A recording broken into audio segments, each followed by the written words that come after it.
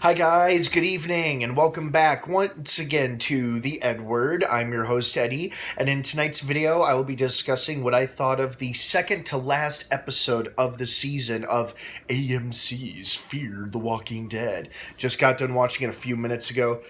Whew, it was a doozy. In fact, this might be one of my favorite episodes of the season, as a matter of fact. So, before I go on and begin, of course, please be warned, this is a spoiler-filled episode review. Again, if you're not caught up on The Walking Dead by this episode, Fear the Walking Dead, by this episode or the past two episodes, don't keep watching or listening, as I will be going into spoilers. So, you have been warned. That being said, let's jump right into it. Okay, so, I always enjoy a big ensemble episode, or frankly a big ensemble film. That's why I enjoy superhero movies so much, whether it be Marvel, DC, whatever. If we have a scene or a movie featuring a large group of rich characters, then I'm all for it. And this episode was definitely that. I mean, it featured pretty much almost everyone. And we even have newer characters like Tom and Janice, the rabbi, and of course our main group of characters too. But it's like, and hardly anybody was separated, and everybody was together. Everyone was in the same place, same time, and it was just a good old ensemble episode while facing off against our newest villain, Ginny, and her people, and then like facing a life or death situation, not made any better by Ginny and her people, thanks fuckers.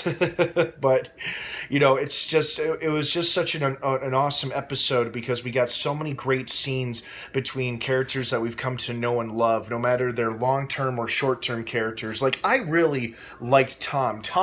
For some reason, really stuck to me when we first met him in the last episode, and then he got an awesome, touching reunion with his sister Janice, and it was confirmed that woman who they picked up was indeed the sister.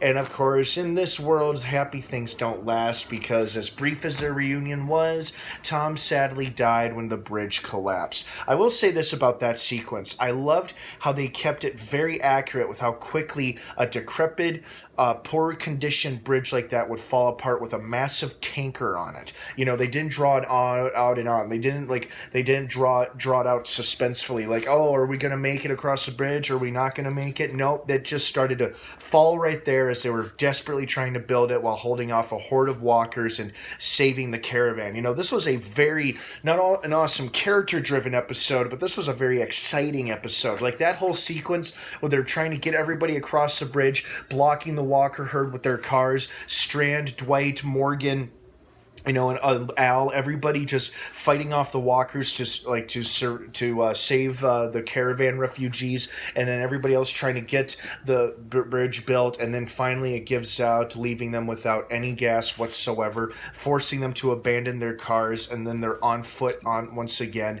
And Humbug Gulch has once again entered the picture, but unfortunately it's completely overrun with walkers, forcing everyone to mutually agree, with the exception of Dwight, and I certainly don't blame him. He has been down this rad path before, where he's been on the side of taking things that don't belong to him and working with a wannabe tyrant and a massive army of hostile survivors. Much like Negan and the Saviors, that's kind of what Ginny and the Pioneers, I believe they're calling them, are becoming.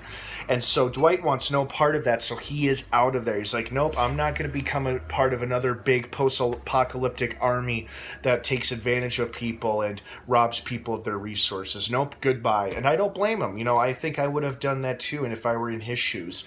But what a great episode. I mean, I'm grateful that Karen didn't die. Karen. Grace didn't die. For now, she had some touching scenes with Morgan, and I hate it right as he was about to tell her his feelings for her. She's like, no, don't. It'll just make things much harder.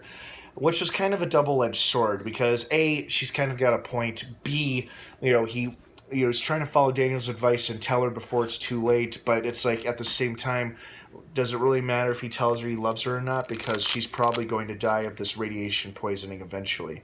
But that seems to be the least of their worries, as they now have a walker-filled western town attraction to deal with. A place that would have been perfect to call a new home, and now they got to fight for it. So it's setting us up for what looks like to be a pretty exciting and a very intense season finale next week. Which, by the way, yes, you heard that right. The season finale for Season 5 of Fear the Walking Dead airs next Sunday night on AMC. You're not going to want to miss it, and you do not want to miss my episode review and reaction.